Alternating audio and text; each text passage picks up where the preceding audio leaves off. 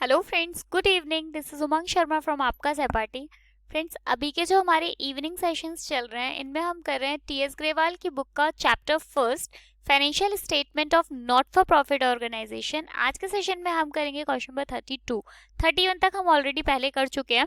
Hope आपने वो देख लिए होंगे, और अगर आपने वो नहीं देखे हैं तो आप जाके देखो। कोई भी डाउट है आप मुझसे पूछो कि आपको क्या प्रॉब्लम हो रही है, हम डिस्कस करेंगे। स्टार्ट करते हैं क्वेश्चन नंबर 32 के साथ। हमें एक एक्सट्रैक्ट दिया हुआ है रिसीप्ट एंड पेमेंट अकाउंट का। By balance for medicine 1,50,000। ठीक है। एडिशनल इंफॉर्मेशन भी दी हुई है, स्टॉक ऑफ मेडिसिन और क्रेडिट ऑफ मेडिसिन। इसका मतलब ये है कि ये ओपनिंग होगा और ये क्लोजिंग होगा। ठीक है। तो पहले स्टॉक ऑफ मेडिसिन अकाउंट से स्टार्ट करते हैं। सबसे पहले हम ओपनिंग यहाँ पे लिख देते हैं टू बैलेंस। कितना दिया हुआ है? 50,000। इसके साथ ही 75,000 यानी क्लोजिंग भी दिया हुआ है, तो इसको भी यहीं पर लिख लेते हैं बाय बैलेंस। कितना? 75,000। अच्छा, इसके बाद में दिया हुआ है क्रेडिटर फॉर मेडिसिन 40,000 और 60,000। तो लिख देते हैं क्रेडिटर फॉर मेडिसिन अकाउंट। यहां लिखो बाय बैलेंस 40,000 और टू बैलेंस, मैं नीचे लिख रही हूं थोड़ा सा, टू बैलेंस 60,000। अच्छा, मतलब एक चीज और, पेमेंट हमने किया है, मेडिसिन का पेमेंट कर दिया 1,50,000 का। आपने क्रेडिटर्स को पेमेंट कर दी है, तो आप इधर लिखोगे टू बैंक 1,50,000।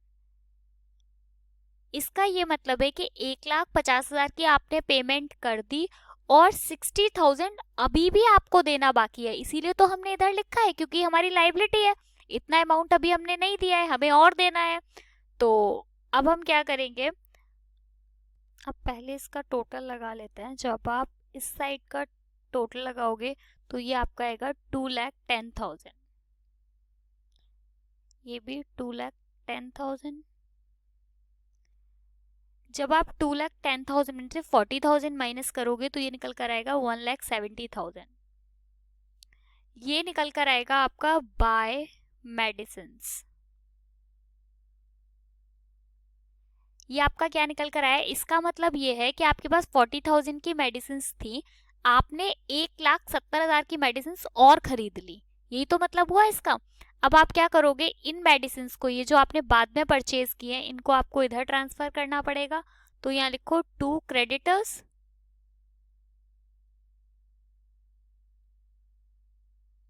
ना 1,70,000। अब बस इस साइड का टोटल लगा लो पहले। जब आप इस साइड का टोटल लगाओगे तो ये आएगा 2,20,000। ये भी टोटल आएगा आपका 2,20,000। तो माइनस करके आएगा 1,45,000, 1,45,000। ये आपका निकल कर आया जितनी मेडिसिन आपने ड्यूरिंग द ईयर कंज्यूम की होंगी। तो हम इसे किस नाम से दिखाएंगे? By income and expenditure.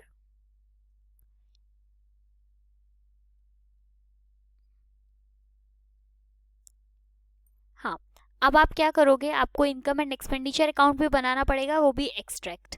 ठीक है। तो आप इसे यहां पर लिखोगे टू मेडिसिन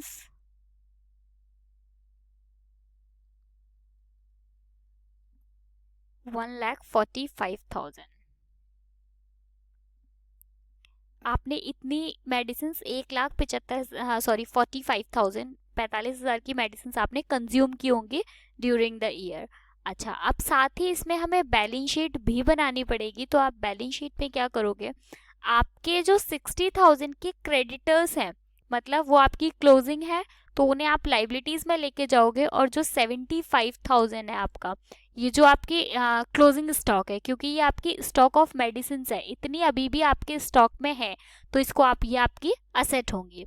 जो आपकी अभी भी आपके पास बची हुई है वो आपकी असेट है ना। तो इनको हमें असेट साइड में लिखना पड़ेगा। तो मैं यहाँ लिखूंगी स्टॉक ऑफ मेडिसिन कितना 75,000। ये अभी भी हमारे पास बची हुई है, इसका मतलब ये हमारा क्लोजिंग स्टॉक है। आप चाहें तो यहाँ लिख सकते हैं क्लोजिंग स्टॉक समझने के लिए। और अभी हमारे क्रेडिटर्स कितने के हो गए, 60,000 के। ठीक है, इसका मतलब ये हमारे क्लोजिंग क्रेडिटर्स होंगे। तो चाहो तो इसे भी लिख लो यहाँ पे, क्लोजिंग क्रेडिटर्स। तो ये हो गया। होप आपको समझ आया होगा क्वेश्चन नंबर 32। आप चाहें तो मैं एक बार दिखा देती हूँ, आप लोग दोबारा से मतलब नोट करना चाहें नोट कर लीजिए, स्क्रीनशॉट लेना चाहते हैं तो स्क्रीनशॉट ले सकते हैं। चलो मिलेंगे नेक्स्ट वीडियो में क्वेश्चन नंबर 33 के साथ। तब तक के लिए bye bye, thank you so much.